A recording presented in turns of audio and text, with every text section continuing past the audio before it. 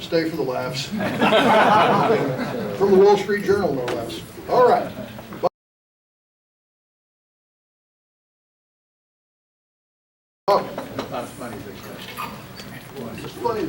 Okay, Sonia, if you could up the next slide, there should be The another. next one? Oh, so I'm going to read some quotes by these gentlemen, and the question is, you'll see after I read the quotes, why didn't somebody hand them a membership card? There we go. Thank you. A day wasted on others is not wasted on oneself. Who do you think said that? Charles Dickens. Wow. I slept and I dreamed that life is all joy. I woke and I saw that life is all service. I served and I saw that service is joy. Kahlil Gibran. Okay. Practice kindness all day to everybody, and you will realize you're already in heaven now. Jack Kerouac.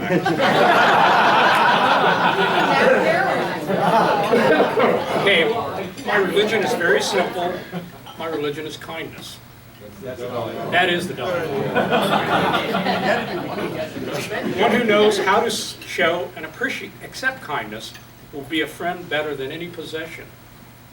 That was self-please. Okay, well, if you kept track, you might get a 50-50 chance. Don't bend, don't water it down, don't try to make it logical, don't edit your own soul according to the fashion. Rather, follow your most intense obsessions mercilessly. Frank Kafka.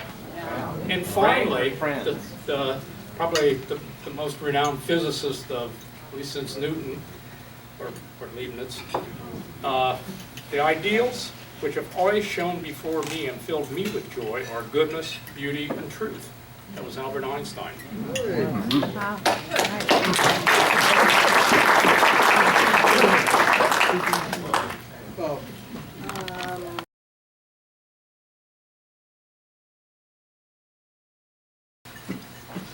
On the table there 2 weeks ago was this little sauce, this little card. Did you see that?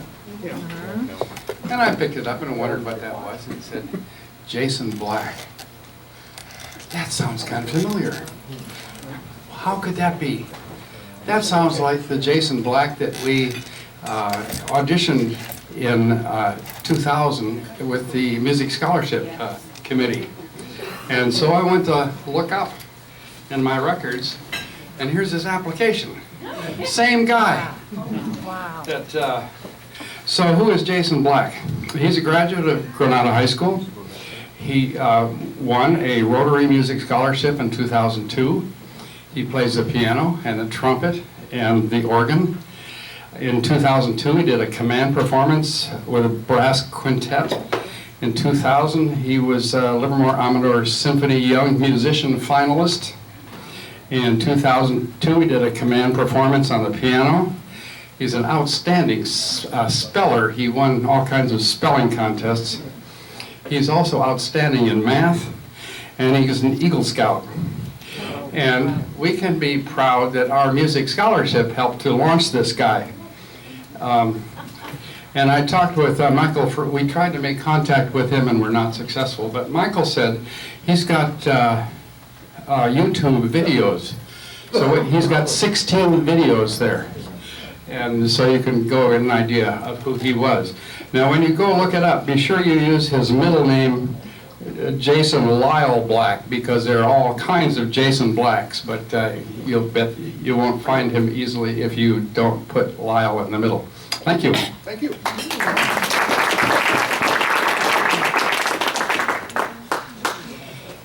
Can I ask Lyle, or, Oh, is he, There's a question. You're going to answer. is Jason performing maybe this week? Oh, thank you so much. Maybe Friday night? Friday night at the Bankhead, yeah, 8 o'clock. what a coincidence!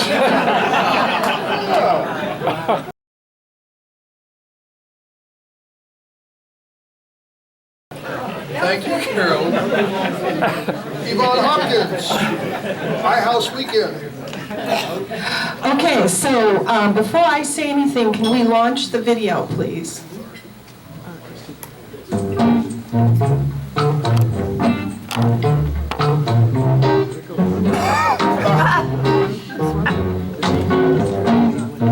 This one?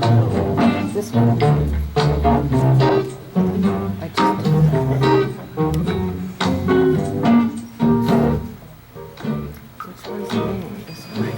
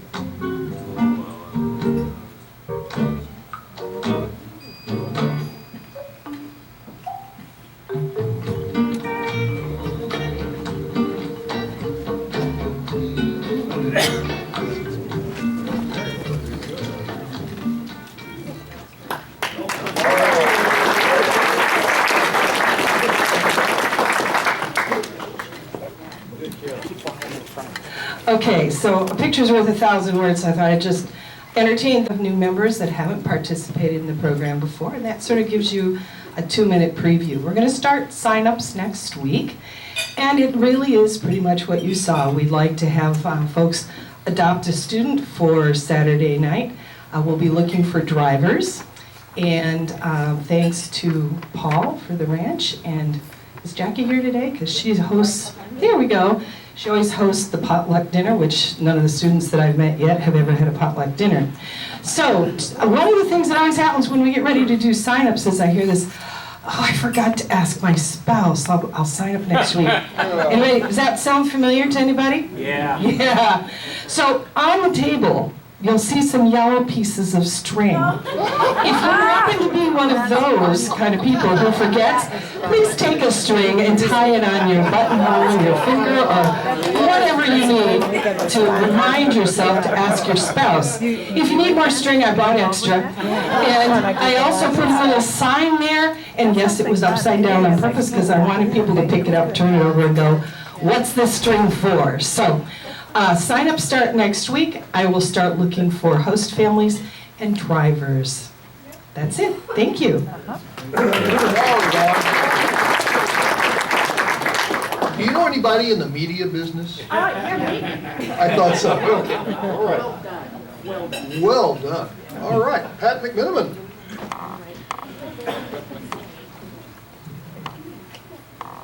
First, I want to thank the more than 50 members of our club who have already donated to the Rotary Foundation of Rotary International this year.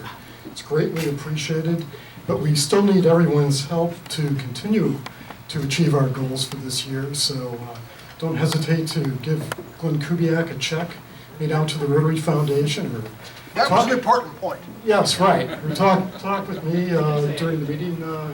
Bring your checkbook.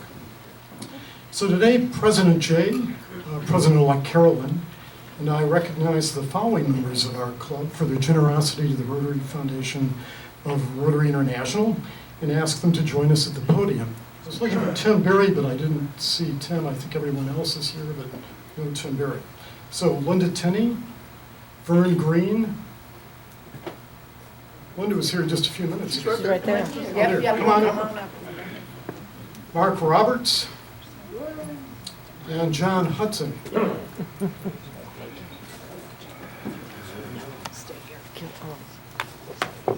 So Linda's receiving her Paul Harris +3 pin, and Linda has been a Paul Harris Fellow since 2017. Vern Green is receiving his Paul Harris Fellow +3 pin.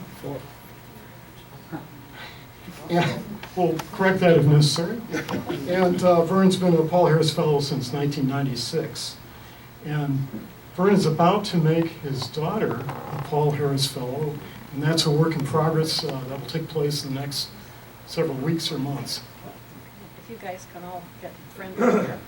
Mark Roberts is receiving his Paul Harris Fellow +6 pin, and Mark's been a Paul Harris Fellow since 2013.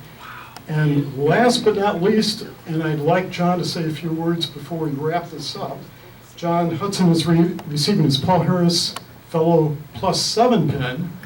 And John's been a Paul Harris Fellow since 1996. And would you like to say a few words this afternoon on why you give? Yeah, that's pretty simple. There were a lot of things that I wanted to do, but I couldn't do it by myself. And when I joined Rotary, I could find that if we contributed to the Paul Harris, things get done all over the world, and I can participate in that. That's why I do it.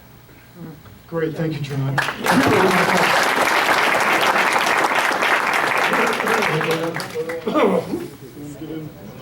Sure. We'll get on the paper. All right, We'll get Beth, on one the more paper. vote. Now, Beth. Beth? I got one. Yeah, no, now there's more important people. More important people, okay. Here's this.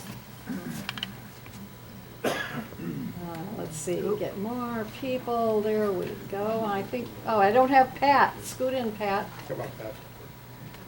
You got to get Pat. I know. Oh, there we got everybody, finally. Okay, here we go. Yay.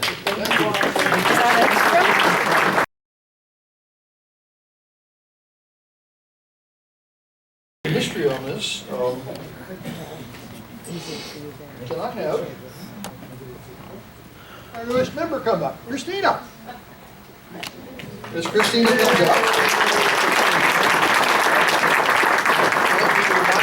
we are extending the membership of the third generation of Marians that have belonged to this club. John Sr., John Middle, John Evan out there, now Christina, and we're holding a slot for Judd. Okay, Jude, I'm sorry. So thank you. Welcome to the club. You know, the famous line is, only you can make yourself a Rotarian. We can give you the hat and the vest and the badge. You make yourself a Rotarian, all right? Thank you.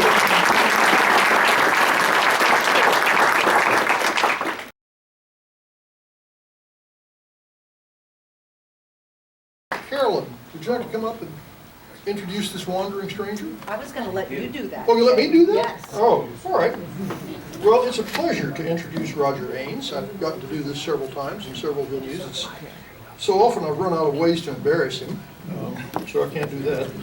Roger had the misfortune to work for me over 20 years ago at the lab, and was really a great leader in the geophysical group that worked on technologies to clean up bad stuff underground. I noticed we, even today, are finding the same contaminants in new places in the Bay Area.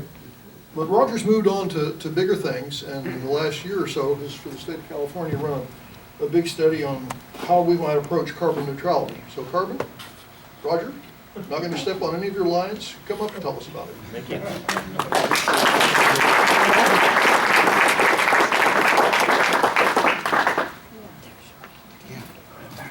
I'm not seeing what's on the screen. That is to say, please. What's on this? Isn't it? It's very interesting. It's not what's on the screen. Are they running off of yours? No, this No, is we're running, we're this one. plugged in. We're plugged in. Yeah, Do you have a share the screen thing? yeah. We were all. It was working fine. Where did we get that? That came from, That had to come. there it is. Okay. Oh, no. I'm going to take advantage of the speaker's position here. Microphone. Could I borrow one of the podium? Tear it up. Thank you. Let me get To you- thank Rotary Club. 5 years ago, I married Amy, and she said, "Have you ever had a colonoscopy?" And I said, "No, I haven't." It wasn't the And first she- thing I said, just so you know. But it was rather exciting, 2 months married, to find out you had stage 3 colon cancer. She also, a former boyfriend, was a cancer researcher who got me into MD Anderson, best surgeon in the world. And this January, we went down for our 5-year anniversary. I'm free, I'm clear, they don't want to ever see me again. And in those first couple of years at MD Anderson, we always stayed here, which is the Rotary House at MD Anderson. Oh, yes. Magical place. It's attached by a flyway to the main hospital. This is where parents and family and even I, after I was released from the hospital, I wasn't ready to fly home, stayed there for a week. And it's just a wonderful place that Rotary made possible, and they've recently redecorated it. It's an amazing place. Thank you, Rotary. Thank you for all you've done. I do want to get a stand and Okay. smile at me Okay. for a second. So we can do- Thank you. Now that you're blind. Okay.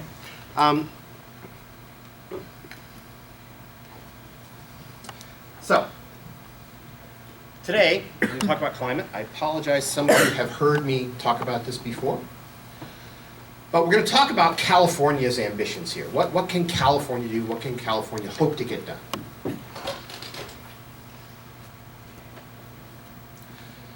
So I want to talk about what California's ambitions really are. Walk you through this a little bit to start with. Back in 1990, we emitted a little more than 400 million tons of carbon dioxide. And for some reason, this got picked to be the reference year that everybody uses. I actually don't know what you think as a climate scientist. I would know that, but I don't know why. Well, the next target we set was to say, let's get back to 1990 levels. So that was our first law. We said we're going to return to 1990 levels by 2020, this year. Guess what? We did it 2 years earlier. We made that already. Good job, California. The next ambition was for 2030 to reduce our emissions from that level by 40%. And we're on track to do that. We'll talk about that a little bit. Then we started getting out into some pretty hard targets. The next one was 80% reduction by 2050. And this would leave us with a total of 86 million tons of emissions. And I have to tell you that getting to this point really exhausted all the tricks that the state had. You know, we look at renewables and electric cars and reducing emissions from industry and, you know, everything you could imagine. That got us down to 86, or, you know, in the model, it gets us down to 86 million tons.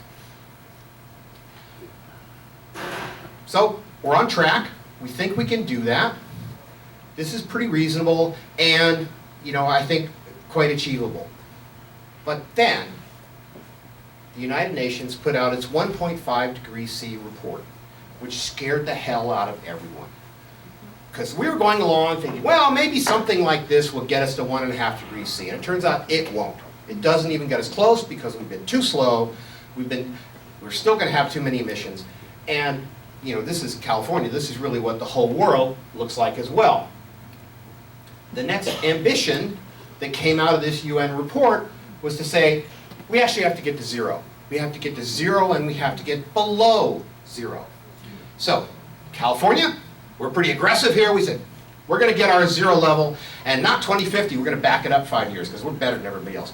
We'll do 2045. And so, this became our new target. Now, that's not a law yet. All the other things in blue are laws, but the red dot there is still a ambition from an executive order from Governor Brown, which has been supported by Governor Newsom.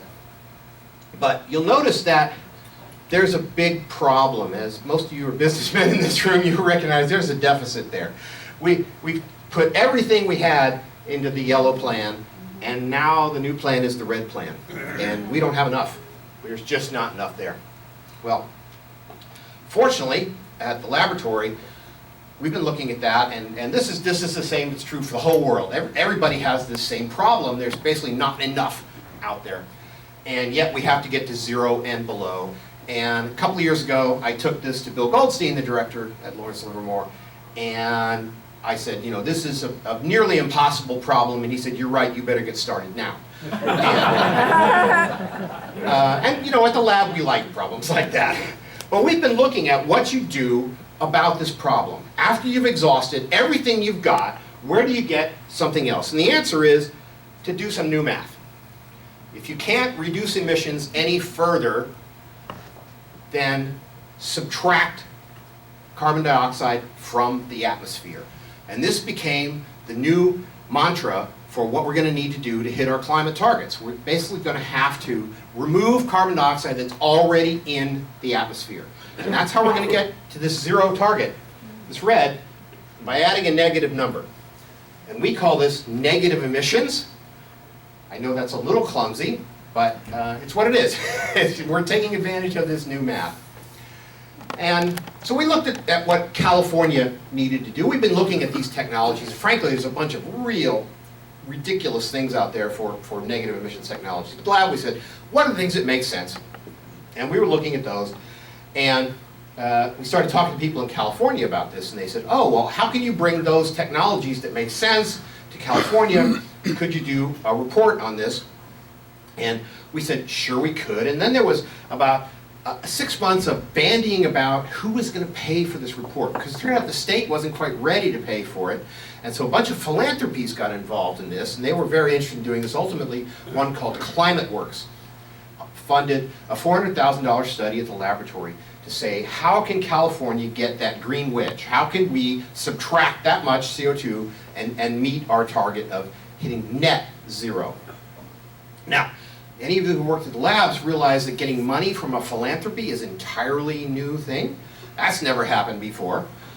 I didn't think that the lab's new foundation that's just been stood up was going to ever be useful to me, but bang, right out of the door, that was what we used. We used the Livermore Foundation to fund this.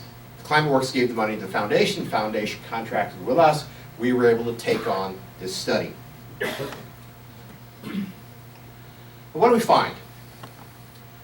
Well, there's 3 main things that California can do to get to 0. The first is to take advantage of what nature is already doing. We call this natural and working lands. What are these kinds of solutions? These are things like reforesting, places where the trees have been cut down, encouraging increased soil carbon, slowing down the rotation of logging of forests. That turns out to be a really big thing because we have a lot of logging that goes down. If you slow down the rotation by a few years, then you increase the amount of carbon that the forest can save. Now, this is a very popular kind of solution. You've probably heard about this a lot. If you heard Ellie Cohen speak a couple of weeks ago, you heard her talk about these solutions. And they're popular for good reason. They're sound environmentally, they're inexpensive, they're relatively easy to implement. So you want to do as much of those as possible. When we looked at California, what we found is you could get about 25 million tons a year. And you remember that our goal, that green wedge, was 125 million tons. So natural solutions, good, not enough. We're going to need some more. So then what can we add to those? And by the way, you'll find the oil companies pushing these right now. I won't say any more about that.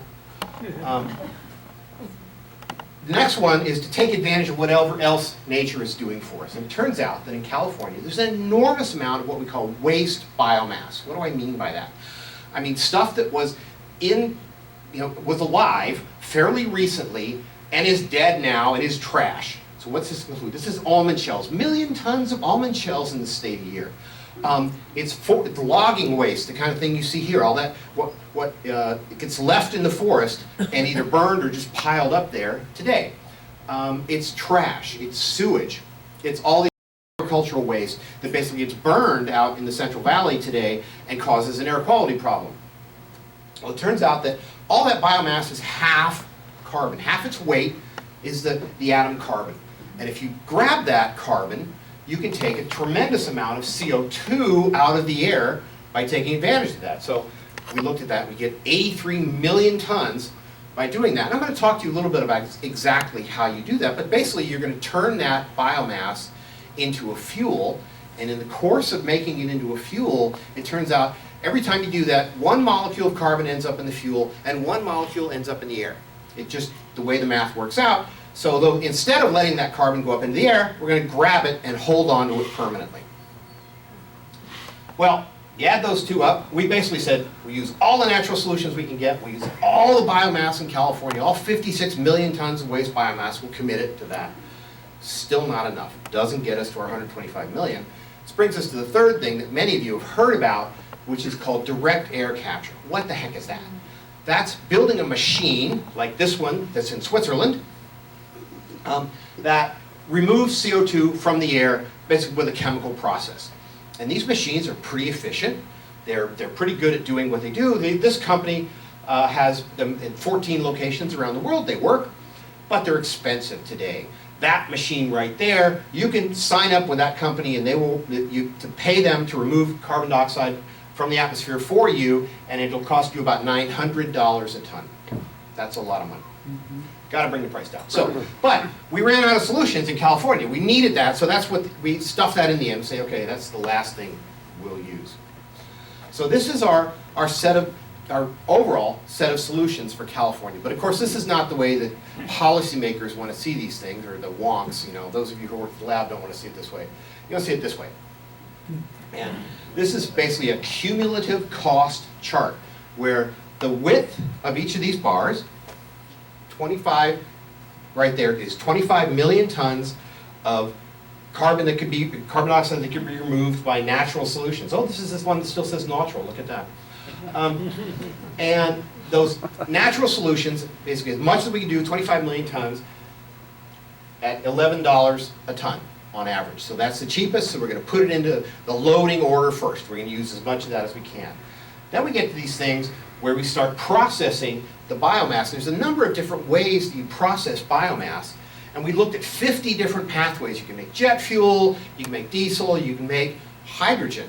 It turns out that making hydrogen is a great thing to do with this, because imagine you have a bucket of trash and it's got some carbon, it's got some hydrogen, and you separate the carbon, all the carbon goes off by itself and all the hydrogen goes off as fuel, so you get the maximum benefit. Well, it turns out that hydrogen is also very valuable, and we're going to need it into the future, not just as a transportation fuel, but for chemical processing, or even to mix into our natural gas lines for heat. So, turns out that's the least expensive way to use it, and the prices on here are basically what's left over. After you make hydrogen, you sell the hydrogen for what it's worth today, for its average wholesale price today, and we're still extrapolating that to 2045. The number that's left over is how much you have to pay for the remaining CO2 that you still have to manage. So this is the cost now just for the CO2, and it's about $60 a ton. Those of you that have looked at numbers like this, these are pretty low numbers. These are a lot less than people were thinking we were going to have to pay for this, because they were thinking we were going to be all the way out here at the end on the air capture numbers, which are nearly 200. And these are assuming that we build 40 million tons of capacity and have an enormous amount of learning that goes into it. If you built those plants today, they would cost you at least $325 a ton. So they're very expensive compared to these other things. So you want to do as little of them as possible. But if you're a policymaker, you're looking at this thinking, okay, this looks pretty reasonable. I start with the stuff that everybody, including people in Marin County, think is a good idea. I then add in all the things that the Central Valley would be interested in doing. You know, this is major new investment for the Central Valley, and reduces their air pollution, because most of this stuff is getting burned today. Terrible air pollution problem. And at the end, only at the end, do you have to go out to the guys in Switzerland and buy their expensive toys. Which, you know, maybe you could get away without it, but I'm betting actually that these are going to be smaller than we hoped for. We're still going to have to do this. But this is the plan. This is the rack and stack, what it would take to reach that 125 million tons for California to get to zero, to get us across the finish line. Now, the important thing to realize about this is only that last part of the story. You know, I showed you all those blue bars, all the things that California already has regulations for, already has plans to build. We're just finishing it. This is getting us across the finish line, getting that last part. And the answer is about $8 billion a year for the state to do that. You look at this and you go, okay, who's going to pay for that? Well, we are. We don't get to throw our trash in the street anymore. So we had to pay to have somebody pick it up. And we're going to have to do the same with our carbon dioxide, that we're going to have to pay to have somebody pick it up and deal with it. And the good news is it's not going to cost much because we have all these other options of things to do with it. Now, this is the, we like to call this the $400,000 plot, because that's what all the money went for, is to do all the analysis. It took 22 of us to do this in 6 months to actually come up with that plot. But we're quite proud of it. It's pretty robust. One of the really good things about this in terms of California is everybody participates. It turns out there's waste biomass everywhere. Up in the north, where you might expect to find the trees, yeah, sure, the red, you see there's lots of forest biomass up there. In the center of the state, agriculture in yellow. And down south, look, biggest bar on there is Los Angeles from trash. Most trash was in the atmosphere recently, is biological trash. And so you can take advantage of that. So everybody gets to participate. You can build these plants all up and down the state. You can take advantage of it. And the money that you spend is going to go up to the entire state as well. Now, I said this carbon dioxide has to be permanently out of the atmosphere. How do you do that? Turns out that of that plan that I just showed you, 100 million tons per year is as yet unidentified what you're going to do to keep it out of the air. And the answer is it's got to go underground. It's got to go back where it came from.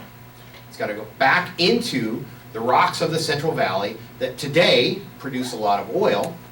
Well, it turns out that when you compress CO2 and put it to those same depths, to 3,000 feet or more, that its properties are very much like oil. It's a liquid, it's about the same density, it's about the same viscosity, and if you re-inject it into those rocks that the oil came out of, it'll stay there just like the oil did. Now, occasionally oil leaks out from 3,000 feet deep, but we all know that in general you have to work really hard to get it out from that depth. And the same will be true for CO2. We've had a lot of studies at the DOE. I've worked on that problem for 20 years at the lab. And the answer is pretty easy to put it underground. You use the same technologies that are in use in oil today, and it's a safe thing to do. And we're quite comfortable it's not going to leak. And if it does leak, those problems are easily solved. It's an engineering problem rather than a major scientific problem. As far as California goes, this is also interesting because we're looking at a decreasing oil industry in the Central Valley, and this is a new component, a new jobs component that can be added to the Central Valley to help mitigate the fact that that oil industry is going to eventually go away. Now, people have looked at that Central Valley and said, oh, in general, this is a good thing. We said, in general is not good enough. People want to know where you really start projects. And so we went and we looked at every oil field in these two regions, in Kern County and in the Delta, just north of here. Why do we look at those two areas? It's looking for your keys underneath the streetlight. That's where the data is, because every time you drill an oil well in California, you have to give that data to the state, and they keep it. And so we can go look at that data, and we can see what the rocks are like and where it's safe to do it. And we can look at, and we just looked at the oil fields, because again, that's where the data is. Now, of course, you could extend this beyond the oil fields, but in green here are the fields that we found to be really good, really safe, and most important, to meet all the regulations. So what are the regulations? There's a federal regulation controlling how you put CO2 underground. And there's also a new state regulation, which is the most strict in the world. And so meeting those two regulations is the most important part. But we also applied our own engineering judgment. And so you'll see some really dark green things. We think those are the super good ones that are the best investment. And the yellow ones still meet all the rules, but they're not as great an investment because maybe they don't have as big a storage capacity, or they're a little thinner, for instance. But I have to tell you that these red fields are one of the most important things I've ever put in front of a policymaker. They're used to scientists coming in and saying, we can fix anything, just give us enough money, we'll tell you how to do it right. And we go in and we say, no, these red fields, they won't work. You can't do CO2 storage there. It turns out these are too shallow, the water is too fresh, there aren't correct seal rocks to keep the CO2 in. And I think that the policymakers up in Sacramento really appreciate the fact that we're saying, no, there's good places and there's bad places that you have to stay away from. Good news here is there's an enormous amount of safe storage in California. We get that number that I told you, 100 million tons a year, we have 170 years of storage just in these two places. We haven't even looked at the rest of the state yet. The rest of the state obviously has good rocks as well because of oil produced elsewhere. But point is, we have the capacity to put this underground. This is probably the hardest thing that we're setting out to do, though, because it hasn't been done in California yet. It's been done all over the rest of the country, widely done in Texas. It's done in Illinois, it's done in Michigan, but not in California. So this is something we have to get started. And the good news is the state is very interested in doing this because they recognize the size of the problem. That 100 million tons, they aren't going to put it on a ship and send it off to China to be recycled. You got to put it away here. All this set of solutions is you can mix and match everything that I just showed you in a number of different ways. And this is important because politicians have other things they want to do other than just pick the optimum engineering solution. They have jobs goals they want to meet. They have investment they want to make, particularly in the Central Valley. And various things that they want to support. And the good news is that we looked at all these different answers, 54 different pathways. The number is pretty close for all of them. In fact, the most expensive set of pathways we could find was only 15 billion. And remember, our optimum one is 8 billion a year. And so, the fact that you don't quite double it, in politicians' terms, that's the same number. And you say, how much is 8 billion? Well, today, that's about 0.3% of our GDP. It's also less than half of what we spend on trash management in California. So they're big numbers, they're for real, but they're also numbers that the state can manage and that we expect will get cheaper, of course, into the future. So, finish up. What do we need to do? We need to build a whole bunch of infrastructure. We need these plants that convert this biomass into whatever fuel we're going to make. People have started building these already because we have a thing called the low carbon fuel standard that pays them already to do this even without storing the CO2. Add storing the CO2 to it, it's going to pay them even more. So there's a good incentive to start building these factories that convert biomass into fuel. The interesting thing is, where's the biggest one, the first one going to come online? Right there in Reno. Why is that? Because you can't build something fast enough in California. They'll ship trash from Waste Management up to Reno, process it, and then ship jet fuel back to LAX to fly planes. Do you know that every plane that leaves LAX today has biofuel in it? Every single plane. It has for 10 years. Not full of bio, just fractions of biofuel, but it's been used in the state for that long. Turns out there's only one fuel system at LAX, and when United buys biofuel, everybody gets it. So, we need to build these facilities. We probably need to build a CO2 pipeline, a backbone pipeline, just to move things up and down the Central Valley. It's much safer and much more efficient. You could move it by truck, but then that's a lot of criteria pollutants. You can move it by train. That's probably not a bad idea as a start. We may end up doing that, but ultimately you're going to need a pipeline. That's probably a state activity to do that. But there's a lot of benefits. You're going to have better wildfire management. I forgot to mention that one of the sources of biomass that's coming up is going to be, we want to clear forests, thin forests to control wildfire. We want to take out the small stuff and leave the big trees so that we have less chance of wildfire. That's going to be 15 million tons of biomass a year, and what's going to be done with it, the current plan is to pile it up and burn it. We think there's a better answer to that. Jobs, a low carbon future, and the air quality improvement, really, we were kind of surprised at that. That wasn't what we set out to analyze, but it turns out that's a big deal. All that agricultural burning in California is going to make a big difference. So, we go back to that bar chart that I started with, and we say, California has the regulations in place. We've already demonstrated that we can do those things, and we're not shivering in the dark here. We're doing fine with those environmental regulations that we have. And with a study like this, we're able to say, we know how to get across the finish line. We can now get to zero. We can set the example for the entire world. We can show them how an entire economy manages itself to get to a carbon-free future. And that's not going to be anything that we can't manage it. We know how to do it. We have the technology. And it's time to start today. I like to say, this is California's Nike moment. It's time to just do it. Thank you.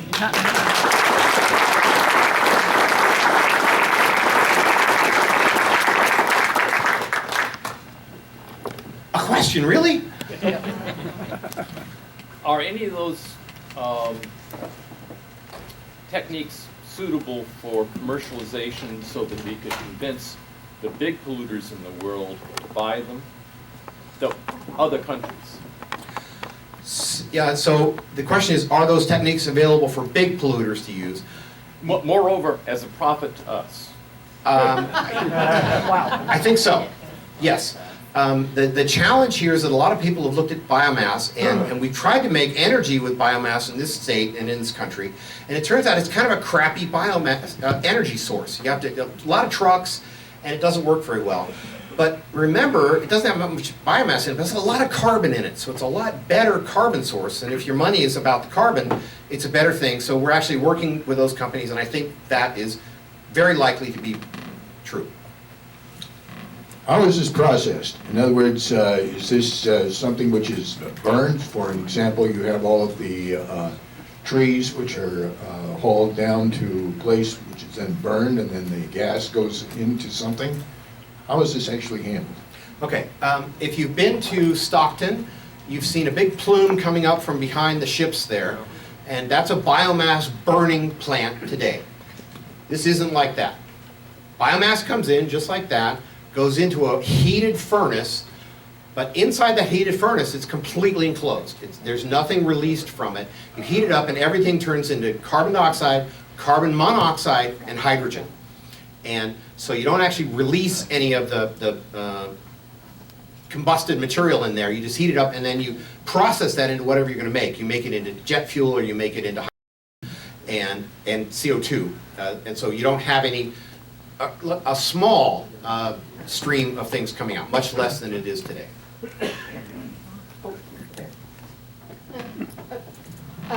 Roger, this is really interesting, and my question to you is, so California does all this great and wonderful stuff, and we get to a negative number.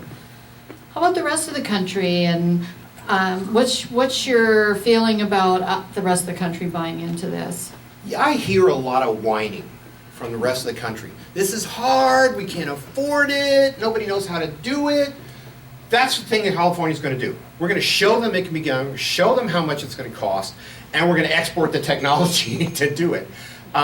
That's really the reason for us to do it, is to take the lead.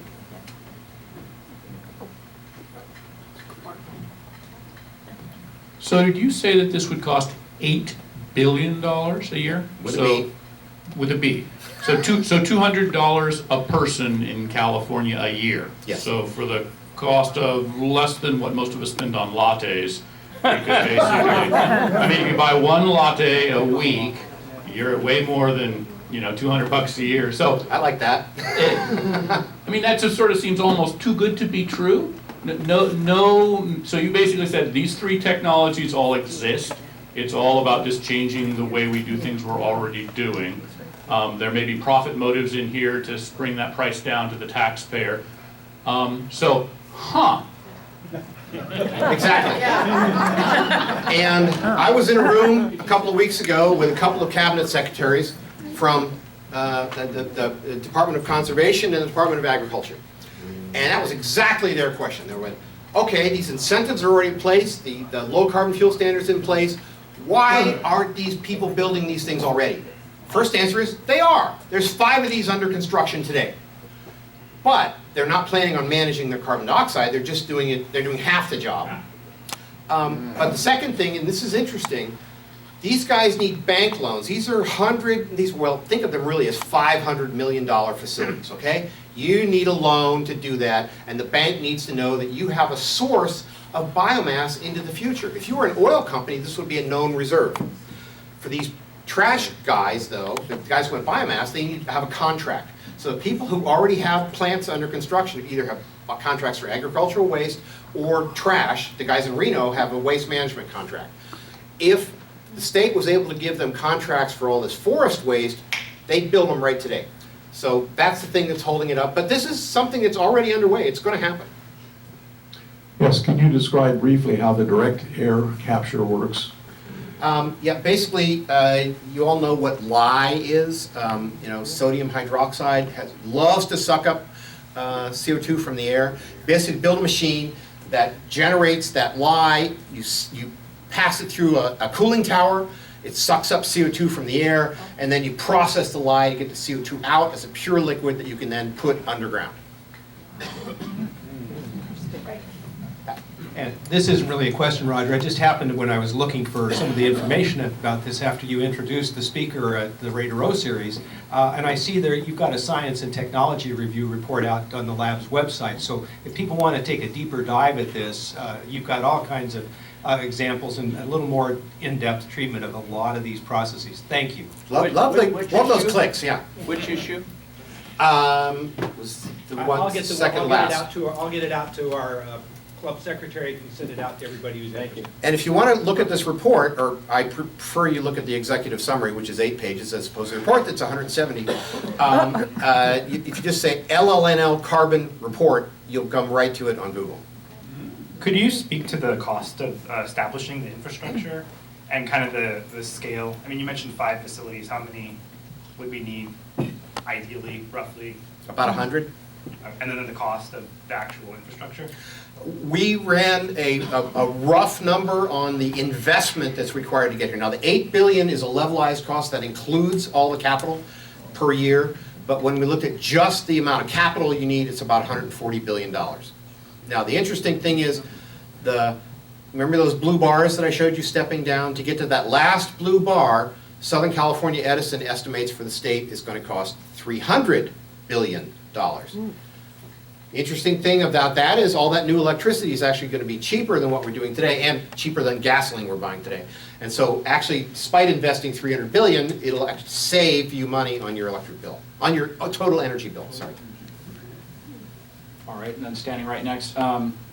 By the way, I'm all in on this. I'm not giving up the lattes, but I'll at least maybe give up scotch. So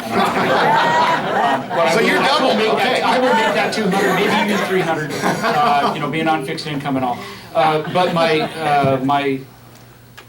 maybe my question of where I want to go is, I like that idea of the storage because it's taking care of a now problem. And you're saying, okay, we got it in 170 years, we can store everything before we need to start worrying about the CO2 that we've plugged under the ground. And in 170 years, it'll be somebody else's problem. My real question is, are there technologies that are starting to come out now, or at least studies to come out now to say at some point in time we need to use or get rid of this carbon dioxide on a more permanent basis? First of all, I want to say that is permanent. That oil in California has been underground for millions of years. That CO2 will stay underground for millions of years as well, if not longer. I regard that as very permanent. I would also like to see that CO2 be recycled. I'm standing on a carpet. Where do you think that carpet came from? It's made from oil. We shouldn't do that. And a big part of my program at the laboratory is to understand how to recycle carbon dioxide into those carbon-based products that are such an important part of our lives.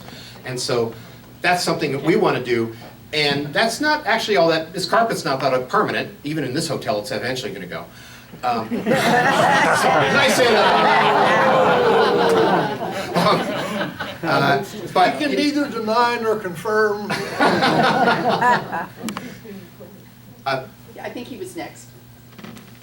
I just have a question about, assuming that we've reached this goal of zero carbon, how much of a dent would California have on that global temperature issue, and what more would be required to put if it doesn't have a big enough dent?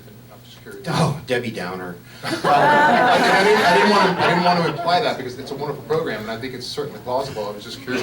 1%. We are 1% of world emissions. So getting us to zero knocks 1% of it out. Better than nothing. Well, it's the example. California is often ahead of these things, and people can look around and go, oh, it's not so bad there. We should do it the way California does. Yeah, Roger. So, where are you? I'm over here. No, it's a question related. Yeah, you're over there, Alan. You know that when you inject things underground, you have to get a permit. And so the question is, what challenges do you think you will get in the permitting process? And even if you can do it, will you be allowed to do it? This is what we spend the most time in Sacramento. I am in Sacramento every week talking about this. My boss, Steve Bolin, who used to be the head of the Division of Oil and Gas, is in Sacramento every week talking to them about this. And the good news is they want to solve that problem. The bad news is if you go to Sacramento right now and say, who do I need to talk to get these permits to do this? They'll say, it's a lot of people. So that's the thing the state has to solve. We need single point authority to do this. The governor has said he's going to do that. That's very recent. We'll see what's going to happen. But I think that's the biggest impediment to doing this whole chain of things. When you ask, somebody asked earlier, why aren't we doing this today? That's probably the real story, is that it's a long set of things that have to be done. Dale, last question. Okay, Roger, excellent report, very encouraging. I just wanted to say, does your model, particularly as you project a little farther, a little spin-off of the previous question on, the global warming models seem to have been quite conservative. Things are accelerating faster on the Greenland Glacier and a whole bunch of other things. Is the trend, for instance, toward massive amounts of melting of permafrost in the particularly Arctic region, is that possible load? And I realize a lot of it's methane, but a lot of it's CO2 as well. It's worse. Yeah. Yeah. So has that been factored in as you project out to 2045 or whatever? As well as can be done. And I have to say that there's a recent study that looked at all the climate models back to 1970. By the way, how many know that Lawrence Livermore wrote the first climate model ever? I'm pretty proud of that. The models back to 1970 basically predicting what's happening today. So the models have been pretty good, and that's part of the future plan. And there are things called tipping points where things are going to take off and get worse, and we're all scared of those. But we don't actually have a good handle on those yet, and let's hope they're a long enough way that we can avoid them. Thank you, Roger. Thank you, sir. You have to make a choice and a choice.